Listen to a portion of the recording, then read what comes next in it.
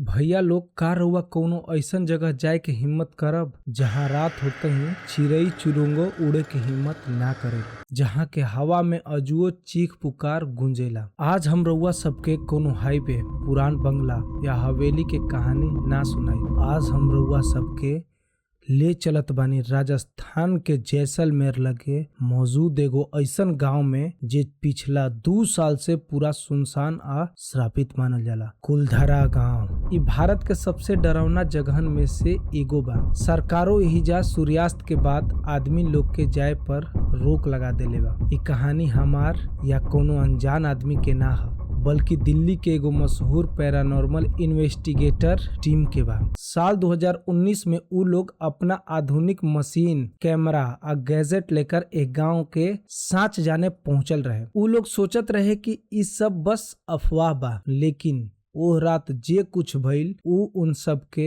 होश उड़ा देले रहे। शाम के ठीक 6:30 बजत रहे, सूरज डूब चुकल रहे और पूरा आसमान पर एगो अजीब धुंध पसर गईल रहे। टीम गांव के खंडहर के बीच अपन camera, voice recorder, IMF meter लगा देले रहे। इतिहास कहेला कि सन 1825 में एक गांव के पालीवाल ब्राह्मण रातों रात गांव छोड़ के चल गईल रहे। जाए से पहले उ लोग श्राप दे गईल रहे कि एक गांव में अब कबो दोबारा केहू ना बस पाई। तब से मानल जाला कि जे भी रात में एक गांव में रुकेला उ फिर जिंदा वापस ना लौट पावेला। टीम के जे लीडर है वो अपना कैमरा लेके एगो टूटल फूटल पुरान मकान के भीतर घुसल। चारों ओर धूल, सन्नाटा आ एगो अजीब सड़न के बदबू पसरल रहे। अचानक दिसंबर के सूखल ठंडी में भी कमरा के तापमान एकाएक बहुत नीचे गिर गई। लीडर के लागल कि उनकर गर्दन के लगे केहू बहुत ठंडा सांस ले रहल बा। वो फट से पीछे मुड़ के देखले, बाकी वहाँ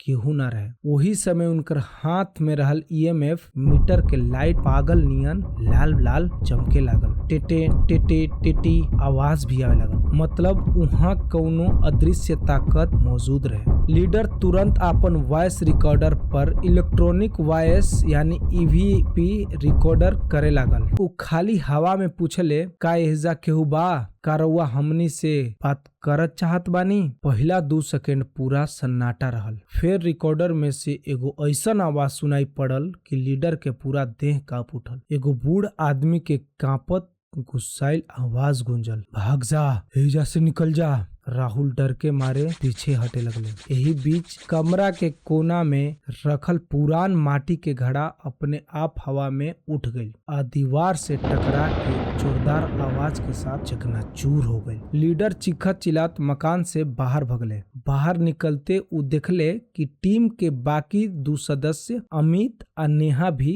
घबराइल हालत में खड़ा बाड़े। नेहा के चेहरा डर से एकदम सफेद पड़ गए रहे। वो कांपत उंगली से गांव के सुनसान सड़क के तरफ इशारा करत रहे। धुंध आ चांद के हल्का रोशनी में उ लोग देखलस सड़क पर धूल अपने आप उड़त रहे, जैसे वहाँ कोनो अदृश्य भीड़ चलत होके। और सबसे डरावना बात, माटी पर आदमी के गोड़ के निशान अपने आप बनत जात रहे, जैसे कोनो अदृश्य लोग सीधा उनका ओर बढ़त होके। अब पैरानॉर्मल टीम के सगरी विज्ञान फेल हो गई रहे। उ लोग अपन जान बचावे खातिर गाड़ी के तरफ भगले। सारा सामान वही जगह छोड़ देले। जैसे ही उ लोग गाड़ी लगे पहुंचल, देखलस कि गाड़ी के सगरी शीशा भीतर से भाप से भरल बा आ वो भाप पर नन्हा बच्चा लोग के हथेली के निशान बनल बा, जैसे भीतर बैठल केहू शीशा पीटत होके। जो लीडर है ओकर नाम हमनी के राहुल रख देता जा। राहुल कांपत हाथ से कार के लॉक खोल ले। सभी गाड़ी में बैठ गए। राहुल चाबी घुमौलस, बाकी गाड़ी स्टार्ट ना भइल। घुर घुर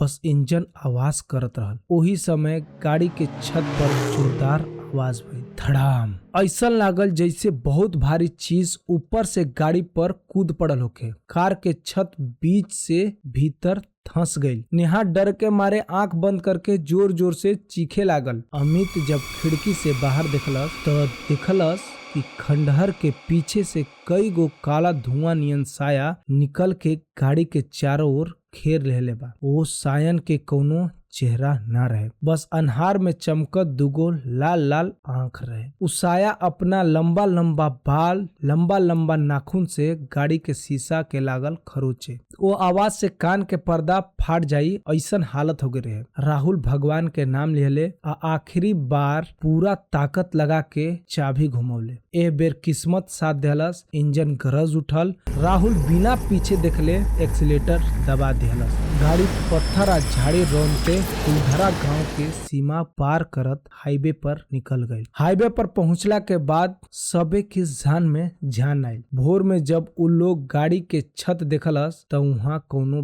बहुत बड़ा जानवर जेकर कोनो निशान ना होखे, पंजा के गहरा एकदम निशान बनल होखे, मतलब उ जानवर के कोनो पहचान ना होखे वैसा निशान रहे जवन लोहा तक मोड़ देले रहे। तो दोस्त लोग, कुलधरा गांव अजुओ ओहिजे असही खड़ा बा। ओहिजा के स्थानीय लोग बतावेला कि अजुओ रात के समय वहाँ औरतन के चूड़ी खनके के आवाज, नन्हा बच्चा लोग के रोवे के आवाज आ केहू के चले के आहट साफ सुनाई देला। विज्ञान चाहे जे कहे, बाकी कुलधरा के उ रात चीख चीख के कहेला कि एह दुनिया में कुछ ऐसन ताकत भी मौजूद बा जौना के ललकारला मतलब अपन मौत के न्योता देवे जैसन बा। अगर कबो राजस्थान जाए के मौका मिले तो दिन में घूम के वापस आ जाए, बाकी रात में वहाँ रुके के गलती भूल के भी ना करब। धन्यवाद। अगर रउआ पास भी ऐसा कोनो कहानी बा तो ओकरा के आप शेयर कर सकिना, जीमेल देता नहीं नीचे। और हम चाहब कि भोजपुरी में हम कहानी आप लोग खातिर लिख के लाओ तनी। बिल्कुल थोड़ा बहुत गलती होता ओकरा के हम माफी चाहब, बोले में थोड़ा सा दिक्कत होता अभी स्टार्टिंग बा, लेकिन हम आगे चल के और सुधार करब। और एगो चीज आप लोग के सब बस एक ही चाहब कि शेयर करी जा वीडियो, थोड़ा सा सपोर्ट करी जा, बस। धन्यवाद।